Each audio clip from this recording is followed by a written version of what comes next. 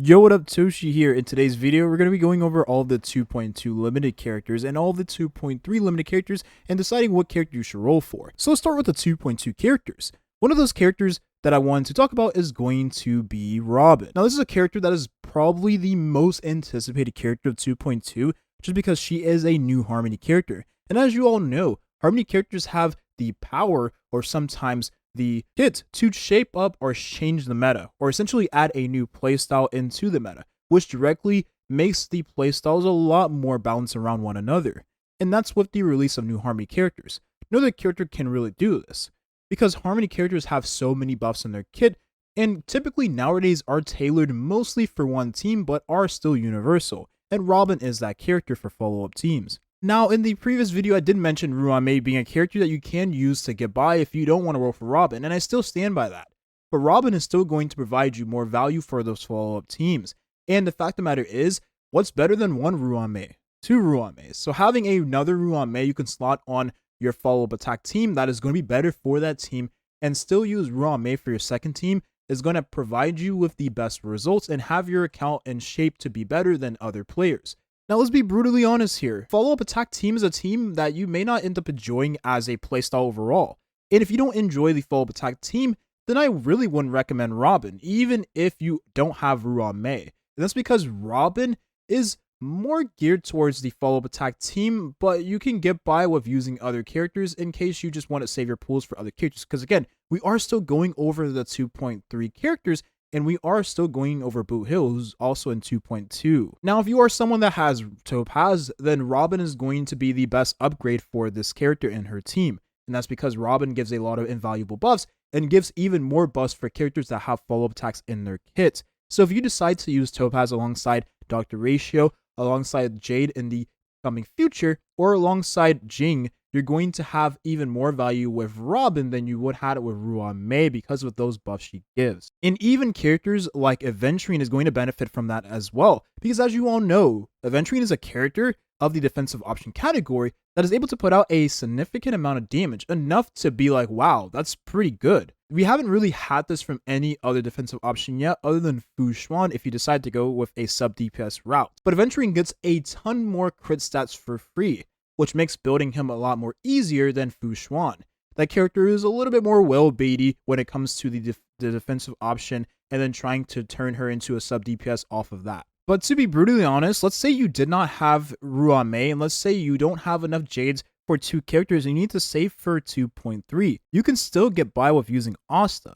That's because Asta is still very valuable depending on the amount of Eidolons you have on the character. She's just really good for fire characters like Topaz, who wants to be fighting enemies that have fire weakness. Now, obviously, you can still use the character when you are fighting enemies that don't have fire weakness, but Asta is still valuable in this team composition. And there is two more things you need to take into consideration about Asta that makes her valuable alongside Dr. Ratio. Not only does she give a ton of attack, which is very nice for DPS characters, and a ton of speed, which means you can have all the characters in this team party except for Aventurine on attack percent boots, because you're going to get speed from Asta. Asta is your speed boots for the team. And furthermore, Dr. Ratio is a character that needs debuffs on the enemy, while Asta has a little bit of an interesting passive. Let's talk about it. You're able to throw a burn onto the enemy with a basic attack. Now, it does have an 80% base chance to land on the enemy, but if you put a tiny bit of effect rate on this character, which you're not going to be building her as a DPS anyways, you can benefit from that extra effect rate you have on the character to put that burn on the enemy, which lasts for 3 turns, which means Dr. Ratio now has another debuff on that enemy, which helps with getting in those extra bit of damage amplifications for the character. And of course, the follow-up attack he does have in his kit. And now with the release of Aventurine, we all realize one thing about this character. He also does provide a debuff that he throws onto the enemy for Dr. Ratio to have that follow-up attack chance to proc even more. And of course, this helps with the damage he puts out anyways because of his built-in trace. So that means you don't need a couple of things that you've needed in the past in order for the team comp to work alongside Topaz, which means you're able to save even more currency for the upcoming characters if you decide to use this team composition. So pretty much quick TLDR, you actually don't need Topaz's Eidolon 1 because you get by now with other characters providing debuffs for the team. Not necessarily for the team, but providing debuffs on the enemy for the team. And then her light cone is still valuable, but if you don't have her light cone, it's not the end of the world because you're still going to have a decent amount of debuffs you can throw onto the enemy or the team comp to benefit Dr. Ratio even more. So for a free-to-play team, this team is still really good. You don't need all the characters you think you need because this is pretty much all you need for the team to do what it needs to do. It still is a follow-up attack team because you have 3 characters with follow-up attacks. You have a character providing a lot of buffs for the team and a debuff for Dr. Ratio. It gets the job done without needing Robin. So there is always a way to save on currency if you really wanted to. Robin, of course, is still going to give better value for the team because of her buffs and her tailor-made buffs for the follow-up attack characters. But if you don't want to roll for the character, then you can use the options I mentioned already. So that means it's time to move on to the next character, Boothill. So as you all know in the previous video, I did mention characters and their light cones and what options you can use for the light cones in case you maybe had a light cone in your account that you have a lot of investment into already, or you have a lot of refinements for it that you have not refined yet. So that's more of a reason to roll for said character because they're synergized very well with the light cone. I'm not including light cones in this video just because it'll make the video longer than it needed to. And of course, I already covered all this in the previous video, which you can watch. I'll have a link for this in the description. But Luca is the closest thing we've had to Boothill before Boothill released. Now, Boothill is a character that is going to be mostly, if not only, exclusive to break teams. Now, obviously, you can still use him outside of break teams. He has a lot of value alongside Bronya, alongside characters like Sparkle mayhaps, but he's a character that you don't really care about crit as much as you think you do. So why Sparkle isn't as enticing as Bronya, because Bronya gives a lot of damage buffs and only crit buffs with her ultimate. She gives attack percentage on her ultimate as well, but she gives a ton of damage buffs with her elemental skill. And then Ruame gives a lot of break effect efficiency, a lot of break effect, and a lot of damage buffs and resistance penetration with her base kit, which means in a team with Boothill, she's even more valuable. So that means Ruame's stonks have gone up more because she is a part of that break playstyle because of the break effect she provides and the break effect efficiency she does also. So her value is only going to become more into the future. Boothill is a character, in my honest opinion, that isn't as enticing because Ruame just gives that extra break effect efficiency, which helps with a character that is centered around breaking the enemy's toughness more so than other damage dealers, and not having the pillar of that playstyle means your team is going to be significantly less valuable than if you had the character. The best way I can describe this is essentially not having Dr. Ratio in a team of Topaz, if that makes sense. Now, much like Seal, you can get by without having Silverwolf with the character. You can use other characters as a substitute for the characters to still perform well in the team, and sometimes maybe even better, depending on what the situation calls for. You can have Seal alongside 2 or 3 Harmony characters instead of having Silverwolf in the team party, which allows the character to still get by because of the built-in resistance penetration she has in her kit. And the fact of the matter is, you're just looking to have as many buffs as you can, and sometimes Silverwolf can't keep up with debuffing the enemy to enhance the damage of Seal.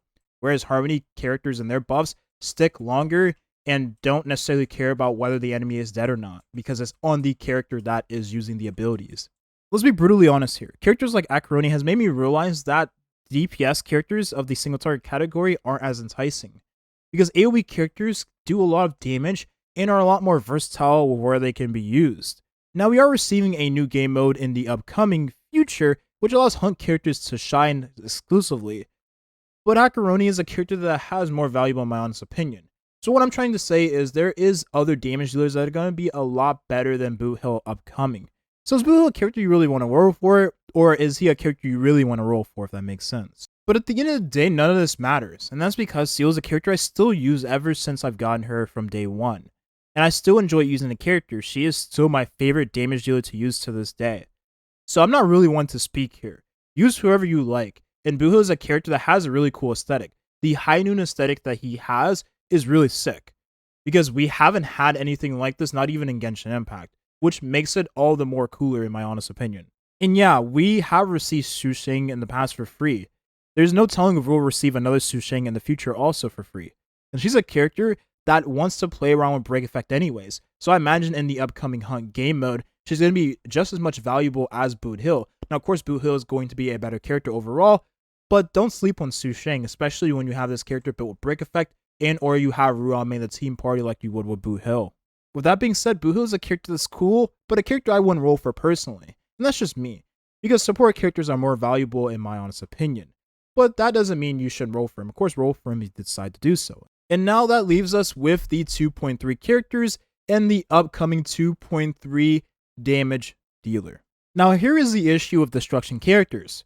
They do everything without having any drawbacks. This is the path that is supposedly to have drawbacks, but for the most part don't have drawbacks, because Hoyoverse releases characters that help eliminate a lot of the drawbacks that these characters have. Like the best thing I can think of is Jinglu's trying to stay in the syzygy state. But there's characters that provide energy. There's characters that provide turns. There's characters that synergize very well to the point where that syzygy state is always into the mix for Jinglu. So she always has DPS uptime while having no drawbacks because of her nice AoE damage and competitive single target damage also. And without a doubt, with Firefly being destruction pathing, we know she's going to be valuable based off of that alone. We also know that 2.0 damage dealers have been really strong lately. I mean, look at Acheron. She has set the bar for DPS characters to come into the future. So we know that there's a little bit of power creep when it comes to the damage dealer category. And that character hasn't even received her 5-star support. So we can only imagine how much better she's going to be. And the same can be said for Firefly. Maybe Firefly doesn't have her best 5-star support on release, or maybe she does. But we all know one thing about Firefly that can be said. Just like Acheroni being the mascot of the game, this character is also the mascot currently. She's going to be really busted. Now, we do know one thing about Firefly that is very obvious about her kit and how she performs as a character. She's going to have something to do with HP drain, HP manipulation, because the Sam boss fight is living proof of that. Sam is a character that drains the HP while fighting you. And Blade is a character that also drains HP while fighting. So I can imagine Firefly to have something of that category. Maybe more HP drain than Blade has, or maybe just being a better version of Blade altogether. Now, Blade being a character that scales off of HP is, in my honest opinion, his biggest downfall. Because we currently don't have any characters that are able to boost the HP damage of characters that are HP scaling, right? We don't have any HP boosting characters other than Lynx. And Lynx is still to this day pretty much one of the best characters to use alongside Blade, and that's been ever since her release and 1.3. We also do understand that there is Lycone in the game currently that is able to help destruction characters that have HP drain. So if you are losing 25% HP at the time of using any attack, then you gain a nice damage boost. And for characters like Blade, this can be very valuable. And characters like Firefly, Sam, this is going to be also valuable. Because we do know that that character is going to be draining a lot of HP. And you're going to be playing around with a very interesting kit to say the least.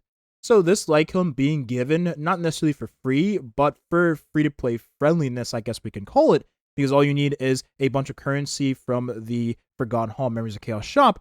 You can refine this rather quickly, and the damage buff you get for the condition of the Lycone is really good for characters that have HP drain, which, again, Firefly.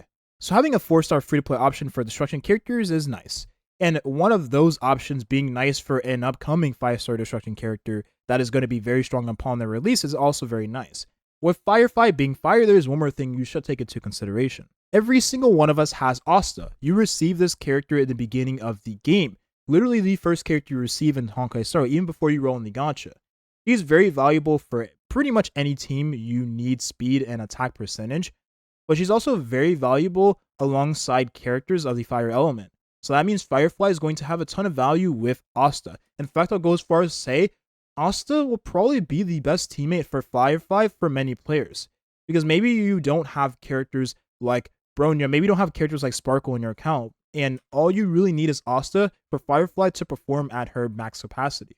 So that fire damage boost you get from the bonus ability for Asta, in combination with Planetary Rendezvous, and in combination with that 4-star Lycone we talked about earlier in the video, is going to give you a ton of damage boost for Firefly, to the point where you probably don't even need the character to have a fire damage bonus goblet, and instead you can use an attack percentage goblet, which makes the character a lot more easier to build overall, and a lot more free-to-play friendly than you might think.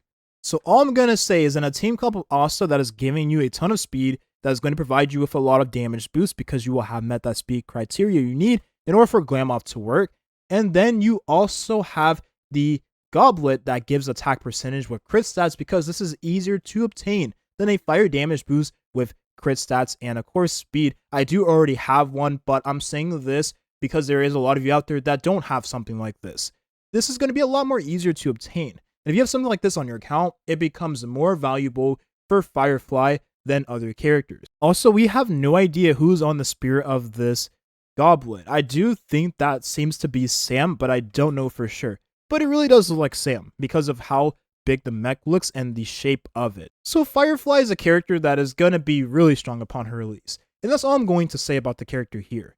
So she's a character that you obviously enjoy, whether or not from her appearance into this story, right? Because Planet Colony has been a very nice story so far, and I imagine that the story is going to be even better with 2.3. Then Firefly is definitely a character that you should roll for. And I cannot wait for the release of this character because me personally, you know I'm going to roll for her. Anyways, let's move on to the next character. Now, there is two routes Jade can go as a character. The very first route I want to talk about is Jade being a character that works very nicely best in slot with characters like Topaz because of the follow-up attack that Jade may end up having in her kit. The only reason I say this is because of her affiliation with characters like Topaz and Aventurine, which has so far proven true to be characters that have follow-up attacks in the kit so far, of course, right? That can change in the future. The route that this character also will probably go is her being a 5-star version of QQ, essentially providing a nice amount of AoE damage with adjacent hitting damage, right? And then being very nice alongside quantum characters like Silverwolf in the Mono Quantum team comp. And so that means characters like Silverwolf has even more innate value because the more quantum characters we receive is the more valuable Silverwolf becomes. She's essentially, as of right now, you can use her alongside Dr. Ratio, you can use her alongside Acaroni, any character that needs debuffs, but for the most part, she is pretty much tied to just quantum characters, which isn't bad at all. That's very good. And in whatever route Jade decides to go as a character upon her release, she still will be really good with Sparkle nonetheless, because she is quantum at the end of the day. And any quantum character benefits from every single buff that Sparkle provides. And if you're a character that can utilize all of the buffs that Sparkle gives, is going to give you a significant advantage over other damage dealers because quantum characters with Sparkle are now more stronger than they used to be because you get a ton of extra attack for being a quantum character with quantum allies. And Jade will probably want characters like Silverwolf, characters like Fu Xuan mayhaps in the same team party. And then since you are a follow-up attack character like Jade, QQ has a follow-up attack in her kit, although it does happen at the end of her turn perhaps. You get a damage boost, which is very nice, that lasts until the start of your next turn.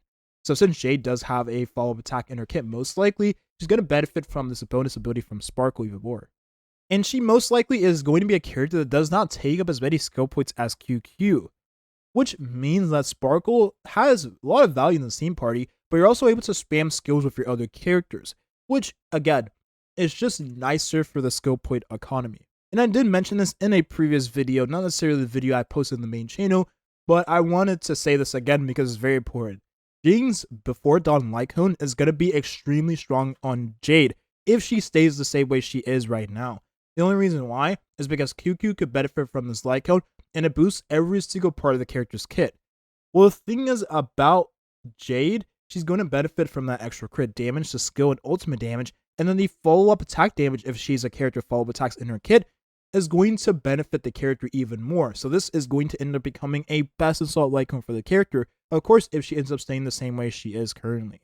There is one more thing I want to mention that could change everything about the character though. Because of how strong Before Dawn is, and because of how valuable Before Dawn is, because a lot of people have played at 1.0, so I imagine a lot of people may have the Lycone on their account already, Hoyoverse may do Hoyoverse things and change Jade to not synergize as well with the Lycone, or make Jade's Lycone even stronger than Before Dawn to make people roll in the Lycone banner. Of course, this wouldn't be the first time this has happened, and it won't be the last time either.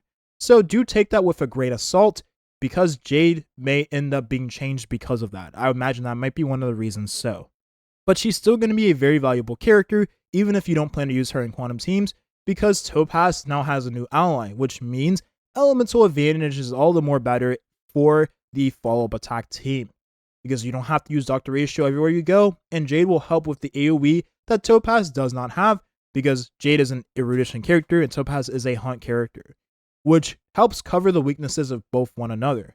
That's very nice at the end of the day.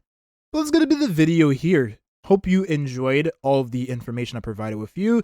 Of course, 2.2 and 2.3 is going to be a time for Honkai Star players, but let's be real, it's mostly a time for Topaz and follow-up attack enjoyers. I'm so glad that at least my favorite team comp to use is not follow-up attack team. Thank the lords. Right now, I do enjoy using Kafka Dot, and I do enjoy using Mono Quantum, which hasn't had a significant, like, must-pull character. For Mono Quantum, it was Sparkle, which was 2.0, not 2.1, 2.2, 2.3, right? And now we're receiving Jade in 2.3, which, I mean, I've had time to save, so I'm not, like, pressed for Stellar Jays or anything. I hope you enjoyed the video. Thanks for watching, and have a nice rest of your day. Peace.